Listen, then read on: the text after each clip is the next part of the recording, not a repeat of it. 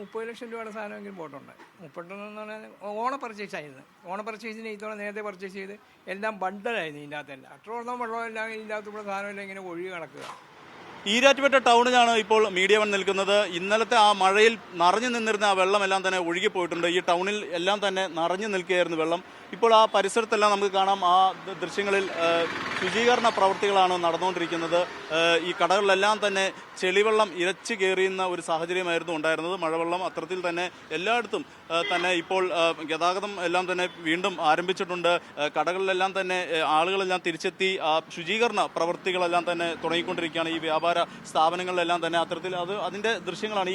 ഈ മാലിന്യങ്ങൾ ഇത്തരത്തിൽ കൂട്ടിയിട്ടിരിക്കുന്നത് കാണാം നമുക്ക്. ഇതെല്ലാം ഈ ക്ലീനിങ്ങിൻ്റെ ഭാഗമായിട്ട് എല്ലാം വൃത്തിയാക്കി പുറത്തേക്ക് എത്തിച്ചിരിക്കുകയാണ്. അതുപോലെ തന്നെ ഇപ്പുറത്തെ സൈഡിലെല്ലാം തന്നെ അത്തരത്തിൽ കാണാം. ഈ പരിസരത്തുള്ള വ്യാപാര സ്ഥാപനങ്ങളിലെല്ലാം തന്നെ ഇത്തരത്തിൽ വെള്ളം ഇരച്ചു കയറിയ ശേഷമുള്ള ആ ശുചീകരണ പ്രവൃത്തിയാണ് നടന്നുകൊണ്ടിരിക്കുന്നത്. നമുക്കിപ്പോൾ ഏതായാലും ഒരു ടെക്സ്റ്റൈൽ ഷോപ്പിലേക്കാണ് നമ്മളിപ്പോൾ വരുന്നത്. അതിൻ്റെ ഉടമ ഇപ്പോൾ നമ്മളിവിടെ ഉണ്ട്, ലത്തീഫ് ഒക്കെ ഉണ്ട്. ലത്തീഫ് ക, ഇന്നലെ വലിയ ഒരു നാശനഷ്ടം തന്നെ സംഭവിച്ചിട്ടുണ്ട്. അത്രയും വെള്ളം ഇരച്ചു കയറി. എന്തൊക്കെയാണ് നിങ്ങൾക്ക് ഇവിടെ നാശനഷ്ടം സംഭവിച്ചിരിക്കുന്നത്? എത്ര രൂപയുടെ നഷ്ടം സംഭവിച്ചിട്ടുണ്ട്? ഞങ്ങൾക്കൊരു 30 ലക്ഷം രൂപയുടെ സാധനമെങ്കിലും പോയിട്ടുണ്ട്.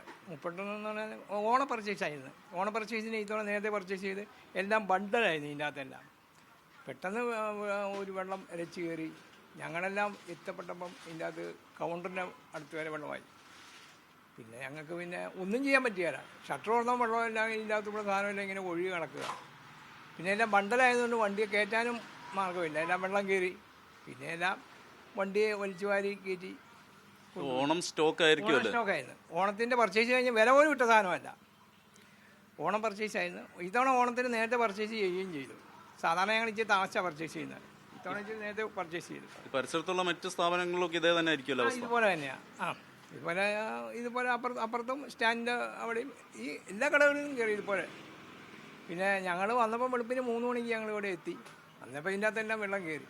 അന്നപ്പോഴേ അറിയുന്നത്. ഞങ്ങൾ താമസിക്കുന്നത് നടക്കല്ലേ, ഞങ്ങളൊക്കെ വന്നു പറ്റണ്ടേ. അതാണ് തീർച്ചയായിട്ടും അത് തന്നെയാണ് പറയുന്നത്. ഇവിടുത്തെ സ്റ്റാഫും നമുക്കറിയാം, ഇവരെല്ലാം തന്നെ ആ ശുചീകരണ പ്രവൃത്തിയിലേക്ക് കടന്നിരിക്കുകയാണ്. ആ ദൃശ്യങ്ങളിൽ കാണാം. ഒരു തുണിക്കടയാണ്. തുണിക്കടയിലൊക്കെ വെള്ളം ഇത്തരത്തിൽ വന്നു കഴിഞ്ഞാൽ എന്തുമാത്രം നഷ്ടം സംഭവിക്കും എന്നുള്ളത് നമുക്ക് പറയാതെ തന്നെ അറിയാം. കാരണം ഓണം സ്റ്റോക്ക് എല്ലാം തന്നെ ഉണ്ടായിരുന്നു. അതിലെല്ലാം തന്നെ വെള്ളം കയറി നശിച്ച ഒരു സാഹചര്യമാണ് ഉള്ളത്.